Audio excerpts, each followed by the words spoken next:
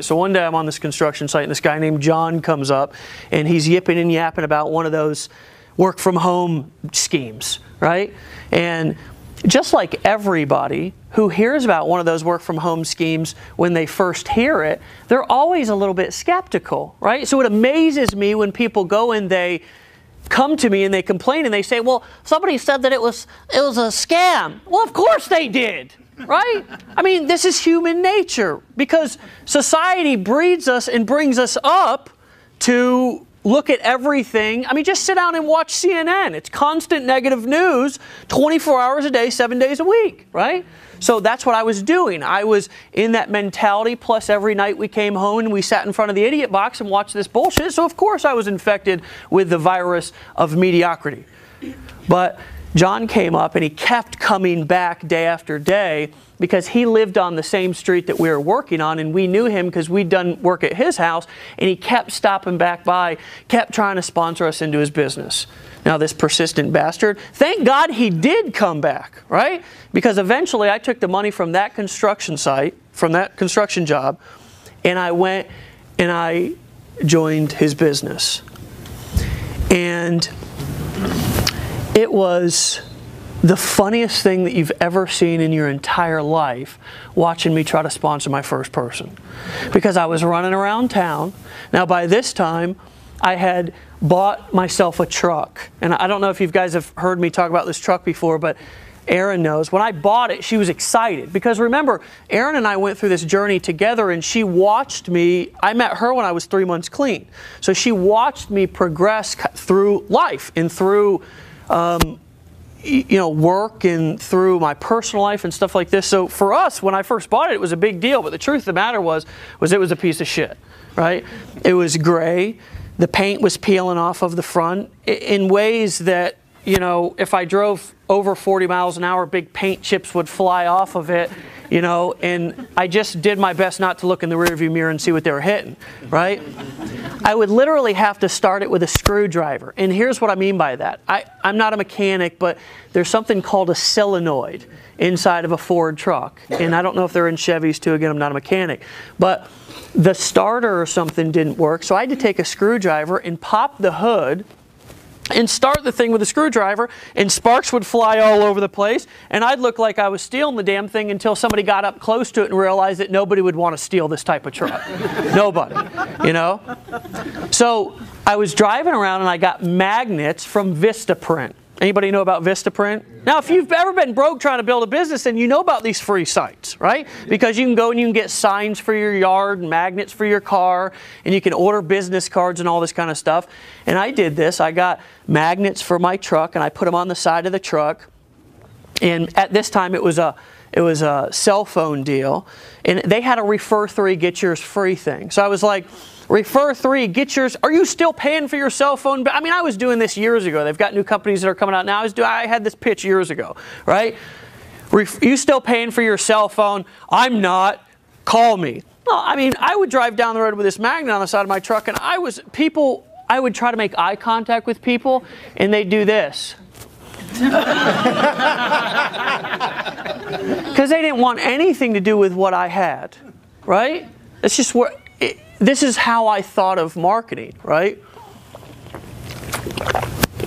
So eventually that company went out of business, and I found myself stumbling around on my dad's computer, and I opted into somebody's marketing list.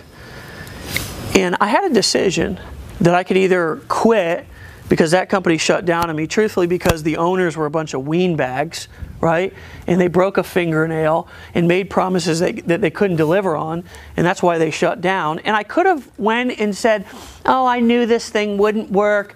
I'd go back to my life, go back to swinging a hammer on a construction site where I belong, and made all of the excuses. I knew it wouldn't work for me, all of the stuff that we hear people saying on a daily basis, right? I mean, these are the objections that we get. Oh, you still doing that internet thing? You still think that you're going to make money with that thing, right? I could have listened to all that bullshit, but I didn't. I got on the internet and I started opting into people's list. And I thought to myself, as soon as I started getting emails from these people,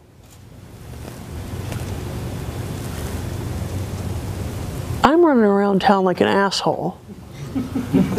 This guy's probably on a date with some hot babe, out driving some fast car, and I'm getting an email from him about his business. And I said, you have got to be shitting me. And something clicked. And so I said, Aaron, I don't have any money, but you got credit cards and I need a computer. Let me get one. And she did. Awesome. And she took me to Best Buy and we bought a computer and put it on a payment plan for 6 months. It was a $500 or $600 computer. And I sat there and I went ballistic, crazy, trying to figure out how to set up a blog and how to email, how to generate my first lead and how to get traffic and figure out all of this stuff. And then I found one of the lowest types of parasites that I've ever seen before, which is the marketing guru, right? I mean, I'd met a lot of parasites, but I hadn't met a parasite like this before, right? I'd go in and I'd opt into his list, and then he'd slam me into the next launch, and I'd buy that. I'd go back and I'd say, honey, I've got to put this product on our credit card even though we don't have any money. And then the next week, I thought that was going to be the secret to all my problems. And then the next week, there was another solution to all my problems because there was another launch and another launch and another launch and another product and another secret. And I got so worn down by this stuff that I was once again back in a situation where I was ready to quit. And I can remember sitting down one day really considering whether I was going to buy food or pay the electric bill. This was the point that I had come to with making decisions in my life. And I realized that even though I had been scraping dope off of a toilet seat in one of the dirtiest laundry room bathrooms that you'd ever want to find yourself in, this was a new low for me, was having to make these type of decisions. So at that moment, something clicked inside of me. And I said, I will never, ever have to make a decision like this again. And I haven't. From that day, I haven't. The other thing that I said to myself is, I'm going to help as many people as I can along the way not have to make those type of decisions either. And I have, right? Thank you. I have. That's the power of decision. It's the power of vision. It's the power of commitment. It's the power of not settling for less. It's the power of not letting your past determine your future.